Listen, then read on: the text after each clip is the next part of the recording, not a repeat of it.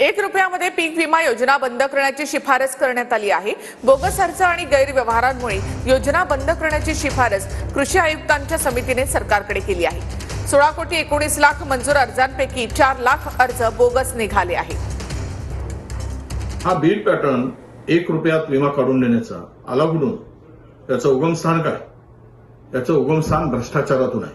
खरीप 2024च्या हंगामामध्ये जे 4 लाख बोगस अर्ज या पीक विम्यासंदर्भात प्राप्त झाले त्यातील 1,09,000 अर्ज केवळ एका बीड जिल्ह्यातील आहे आणि म्हणून या सर्व प्रकरणाची चौकशी व्हावी। ₹1 पीक विमा योजना बंद करावी असा कुठलाही शासनाचा निर्णय अद्याप झालेला नाही, परंतु या पीक विमा योजनेमध्ये काही प्रकारे गैरप्रकार झालेला निदर्शनास आलेला आहे।